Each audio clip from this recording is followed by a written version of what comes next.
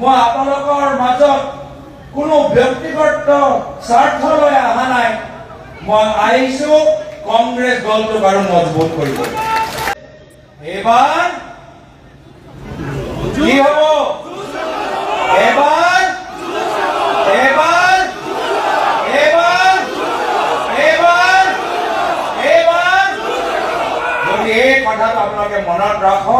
ৰাখিব, নিশ্চয় বিজয় আমাৰ লোকৰ হ'ব। যদি এই বৰ্তমান চৰকাৰ আমাৰ মুখপাত্ৰ ৰিকাম সিং ডাঙৰীয়াৰ ওপৰত ভুৱা কেছ লগাই 1 মাহ যদি জেলত পঠাব পাৰে, তেতিয়া আগন্তুক দিনত আমিও জেল খাবলৈ আমি প্ৰস্তুত হ'ব লাগিব। কিন্তু আমি ভয় নকৰো। কিন্তু সেই মণ্ডল সভাপতি ক'লে তোমালোকে মোৰ দোকানটো ভাঙিব পাৰা, কিন্তু মোৰ হৃদয়ত কংগ্ৰেছ দলৰ প্ৰতি যে টান, সেই টানটো তুমি ভাঙিব নোৱাৰা। মই প্ৰথমে আমাৰ প্ৰদেশ কংগ্ৰেছৰ সতীৰ্থসকলক, জ্যেষ্ঠসকলক, বিধায়কসকলক, প্ৰাক্তন সাংসদসকলক সকলোকে যোৱা 3 দিনৰ এই কাৰ্যসূচী সুন্দৰকৈ ৰূপায়ণ কৰাৰ বাবে মই নিজৰ আন্তৰিক ধন্যবাদ আৰু কৃতজ্ঞতা জ্ঞাপন কৰিবলৈ বিচাৰিছোঁ। এইখন সভা য'ত ইমান দিনৰ পৰা বৰষুণ দি আছিল, ইমান সুন্দৰ লাগিছে, কিন্তু ইয়াৰ পিছত বহুত কষ্ট লুকাই আছে। এই কষ্ট কৰাৰ বাবে মই মহিলা কংগ্ৰেছ আৰু বিধায়কসকলক আৰু আমাৰ ৰিপন বৰা ডাঙৰীয়াক মই আন্তৰিক ধন্যবাদ কৃতজ্ঞতা জ্ঞাপন কৰিছোঁ। লগে লগে যোৱা 3 দিনৰ ভিতৰত বিভিন্ন জিলাৰ কংগ্ৰেছৰ কৰ্মীখিনি, বিধায়কসকল, যুৱ কংগ্ৰেছ, NSY যিদৰে আমাক যোৰহাটৰ পৰা শিৱসাগৰলৈকে, শিৱসাগৰৰ পৰা নগাঁওলৈকে আৰু নগাঁৱৰ পৰা যোৱা সন্ধিয়া গুৱাহাটীলৈকে যি সহায়, যি সহযোগ, যি ত্যাগ, যি বলিদান, যি কষ্ট কৰিছে, মই সকলোকে ধন্যবাদ কৃতজ্ঞতা জ্ঞাপন কৰিছোঁ। আৰু এয়া হ'ল কংগ্ৰেছ দল। কংগ্ৰেছ দল এটা পদবী নহয়, কংগ্ৰেছ দল এজন ব্যক্তি নহয়,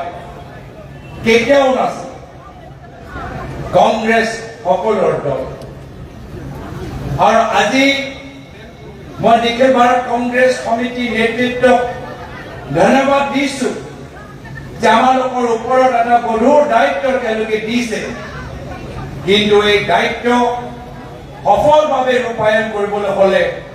ময়ো অকলে নোৱাৰিম, মোক আপোনালোকৰ সহায় লাগিব। মোক সহায় লাগিব একদম আমাৰ তৃণমূল পৰ্যায় বুথ কমিটিৰ সেই বিষয়াৰ পৰা আমাৰ মণ্ডল কংগ্ৰেছৰ কমিটিৰ সভাপতিলৈকে, মোক সহায় লাগিব ব্লক কংগ্ৰেছৰ পৰা আমাৰ প্ৰদেশ কংগ্ৰেছৰ বিষয়াসকলৰ, আমাৰ বিভিন্ন সদস্যৰ, মোক সহায় লাগিব আমাৰ জ্যেষ্ঠসকলৰ, প্ৰাক্তন সাংসদসকলৰ, প্ৰাক্তন বিধায়কসকলৰ। আৰু ময়ো আপোনালোকক কৈছোঁ যে আজি মই আপোনালোকৰ মাজত কোনো ব্যক্তিগত স্বাৰ্থ লৈ অহা নাই। মই আহিছো কংগ্ৰেছ দলটোক আৰু মজবুত কৰিব।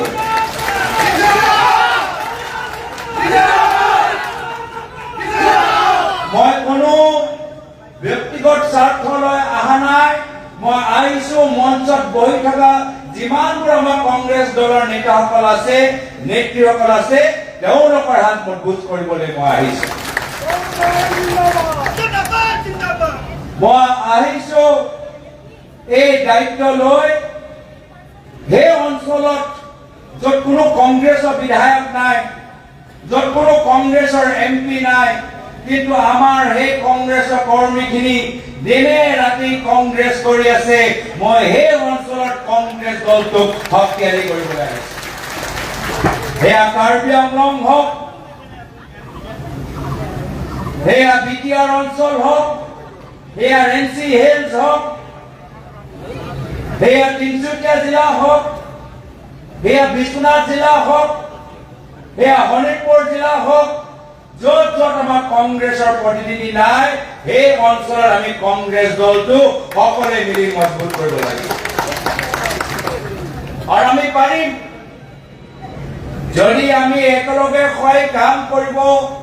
আমি আগবাঢ়ি যাওঁ আমি নিশ্চয় পাৰিম আমি দেখিছো বাৰম্বাৰ তাৰ উদাহৰণ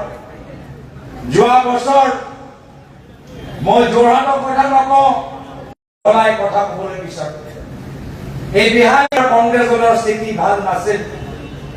যাৰ ফলত আমাৰ মণ্ডলৰ সংগঠনৰ আৰু বুথ পৰ্যায়ৰ সংগঠনৰ অৱস্থা ভাল নাছিল আৰু যদি আমি ভাবো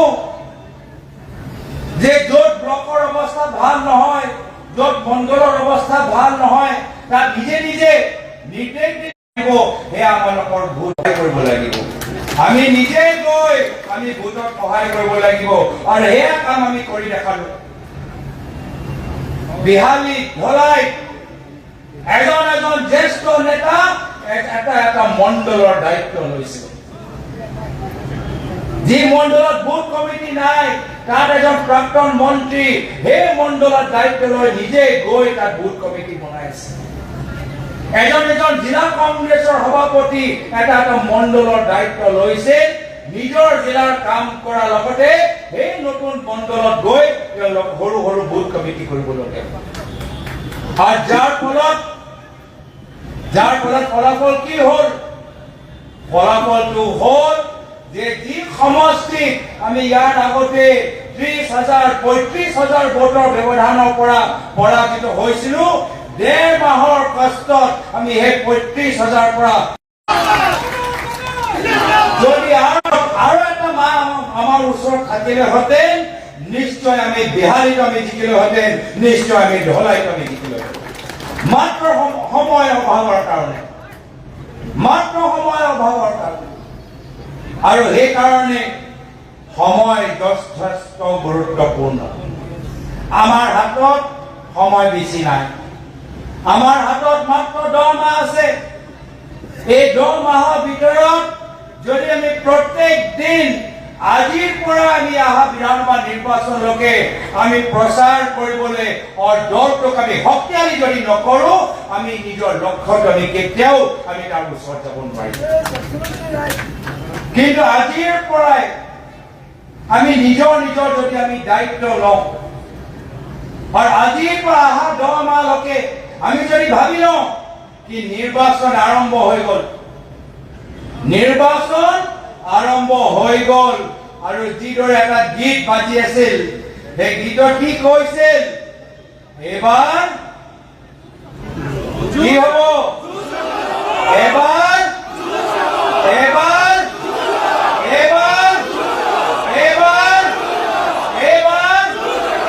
যদি এই কথাটো আপোনালোকে মনত ৰাখিব নিশ্চয় বিজয় আমাৰ লোকৰ হ'ব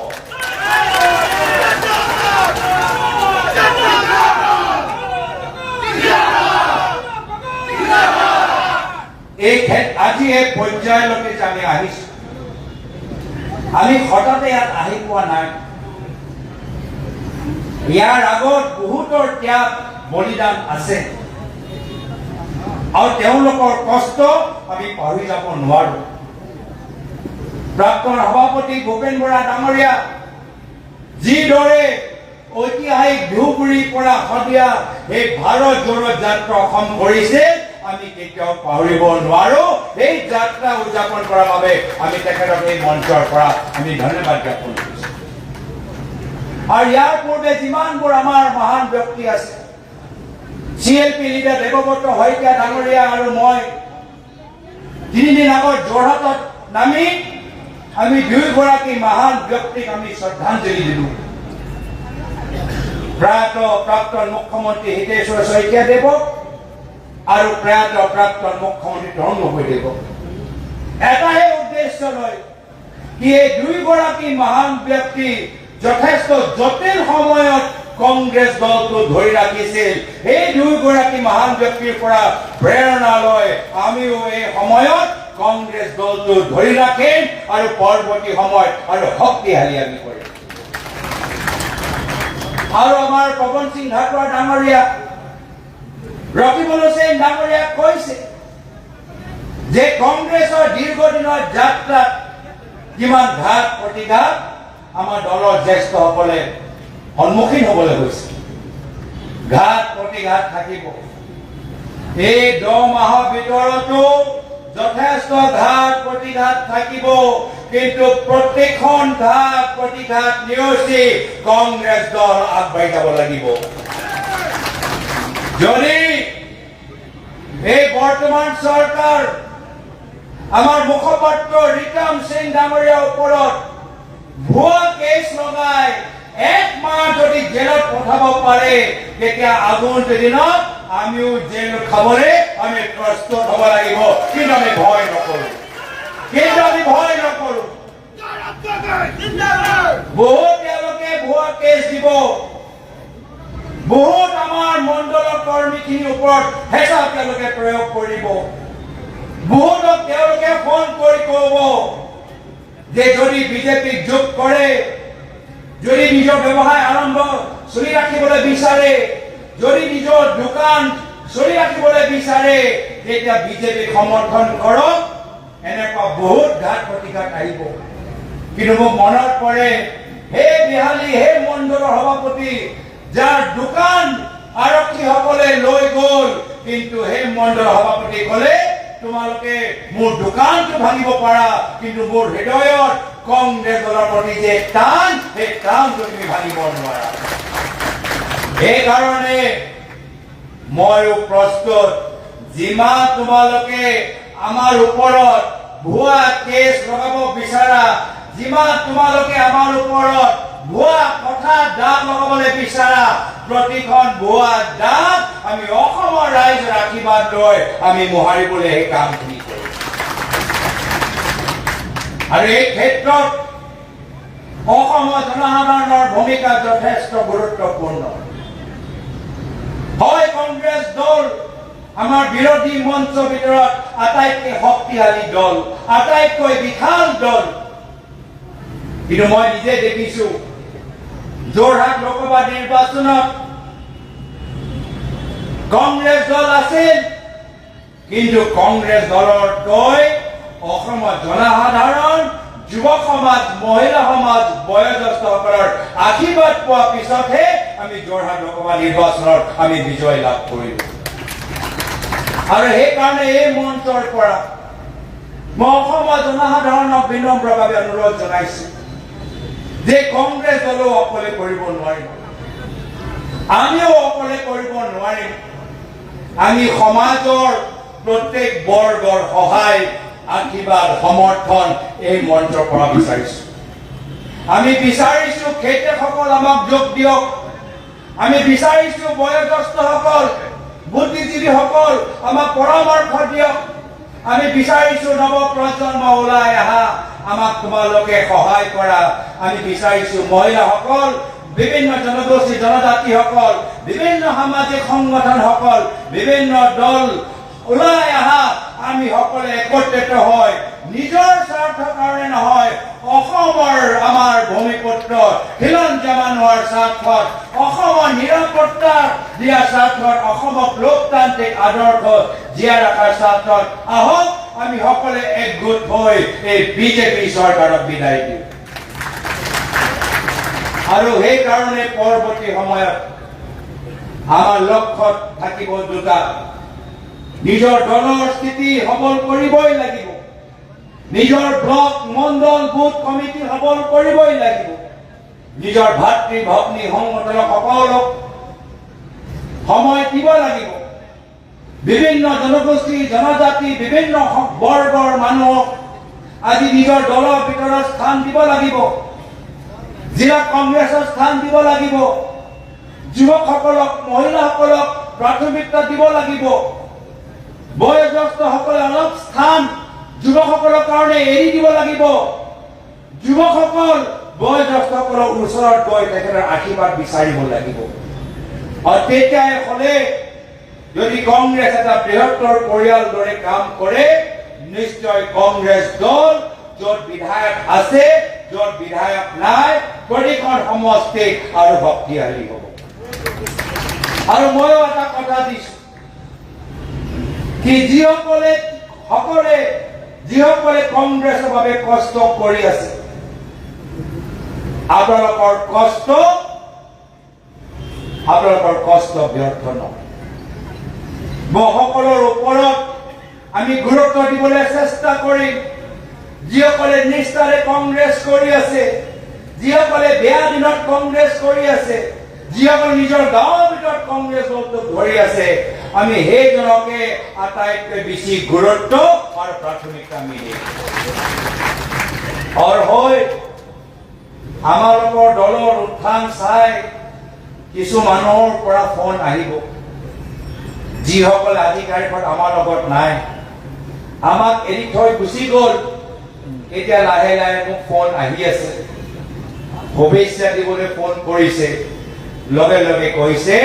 মই কংগ্ৰেছ ঘৰলৈ ঘূৰি আহিবলৈ বিচাৰোঁ প্ৰত্যেক ক্ষেত্ৰত আমাৰ এটাই নীতি থাকিব কি যদি আমাৰ তৃণমূল কৰ্মীখিনি আমাৰ পৰা গুচি যোৱা মানুহখিনি ঘূৰি অহাটো বিচাৰে তৃণমূল কৰ্মীখিনি যদি গ্ৰীণ সিগনেল দিয়ে তেতিয়াই আমি দুৱাৰ আমি মুকলি কৰিম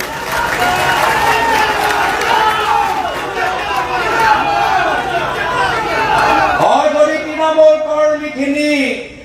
এই ৰেড ফ্লেগটো দেখাই দিয়ে আমি তেওঁলোকৰ ট্ৰেইনটো আমি বাহিৰত আমি ৰাখি থওঁ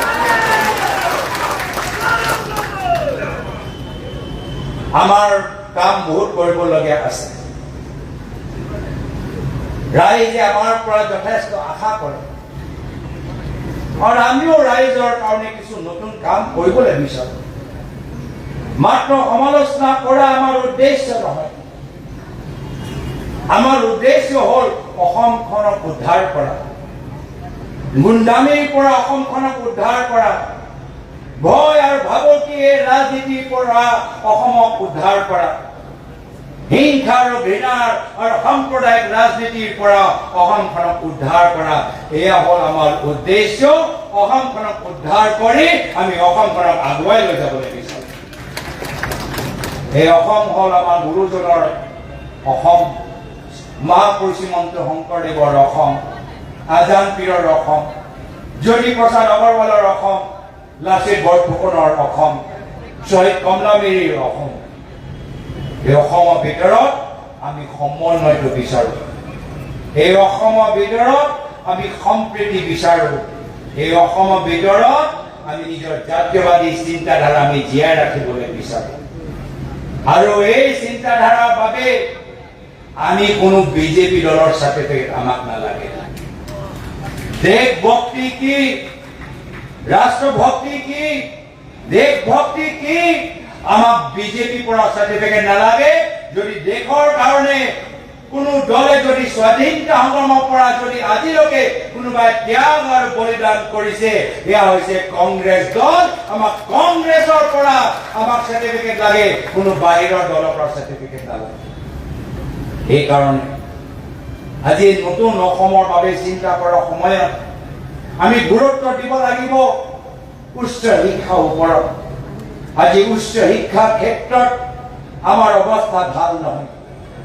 আমি দেখিছো কেনেদৰে পলিটেকনিকৰ লেকচাৰবোৰ তেওঁলোকে আন্দোলন কৰিবলৈ কয় আজি শিক্ষানুষ্ঠানত আমি গম পাই গৈছো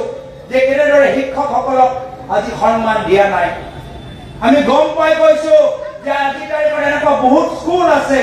য'ত বাউণ্ডাৰী ৱাল নাই শিক্ষাৰ ওপৰত আমাক বহুত জোৰ দিবলৈ আছে আমাৰ জোৰ দিবলৈ আছে চিকিৎসাৰ ওপৰত আজি বহুতে আজি কৈছে যে মোৰ ওচৰত আয়ুষ্মান কাৰ্ড আছে কিন্তু মই কোনো সহায় পোৱা নাই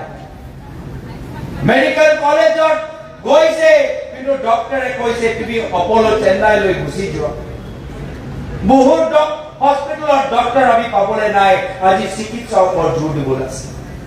আজি জোৰ দিবলৈ আছে গ্ৰাম্য উদ্যোগৰ ওপৰত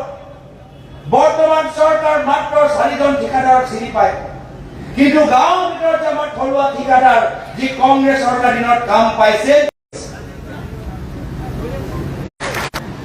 এই গোটেইবোৰ কাম কৰিবলৈ হলে সকলৰ আমাক সহায় লাগে ভাতৃ ভগ্নী সংগঠন OBC cell social media cell SC cell, ST cell, Kisan Congress, Mazdoor Congress, প্ৰতিখন ভাতৃভক্তি সংগঠনক নিজৰ নিজৰ দায়িত্ব ল'ব লাগিব। আৰু সেইকাৰণে মই শেষত এটাই কথা ক'বলৈ বিচাৰো কি মই অকলে দায়িত্ব ল'লে নহ'ব, যিসকল ইয়াত উপস্থিত আছে সকলোৱে নিজৰ নিজৰ দায়িত্ব ল'ব লাগিব। ল'বনে? ল'বনে? ল'বনে? এজন বিধায়কৰ নিজৰ দায়িত্ব ল'ব লাগিব, এজন সাংসদৰে নিজৰ দায়িত্ব ল'ব লাগিব, এজন প্ৰদেশ কংগ্ৰেছৰ বিষয়ে নিজৰ দায়িত্ব ল'ব লাগিব, এজন ভাতৃভগ্নী সংগঠনৰ বিষয়াসকলে নিজৰ দায়িত্ব ল'ব লাগিব, এজন ব্লক কংগ্ৰেছৰ সভাপতি নিজৰ দায়িত্ব ল'ব লাগিব, এজন মণ্ডল কংগ্ৰেছৰ বুথ কমিটিৰ সভাপতি সম্পাদক নিজৰ দায়িত্ব ল'ব লাগিব। আৰু আমি পুনৰবাৰ ৰাইজক ক'ব লাগিব যে কংগ্ৰেছ আহি আছে, আহিবই, এইবাৰ যুঁজ হ'ব। কি হ'ব? এবাৰ সবকে ধন্যবাদ নমস্কাৰ জনাই ইয়াতে নিজৰ সময় দুআষাৰ সামৰিছো। পুনৰবাৰ আজি গধুৰ দায়িত্ব দিয়াৰ বাবে মল্লিকাৰ্জুন খাৰ্গে ডাঙৰীয়া, কেচি বেণুগোপাল ডাঙৰীয়া, জিতেন্দ্ৰ সিং ডাঙৰীয়া নিজৰ আন্তৰিক ধন্যবাদ জ্ঞাপন কৰি প্ৰাক্তন কংগ্ৰেছ সভাপতিসকলক, প্ৰাক্তন মুখ্যমন্ত্ৰীসকলক শ্ৰদ্ধাৰে সুঁৱৰি আজি মই নিজৰ চমু দুআষাৰ ইয়াতে মই সামৰিছো। ধন্যবাদ। জয় হিন্দ, জয় অসম।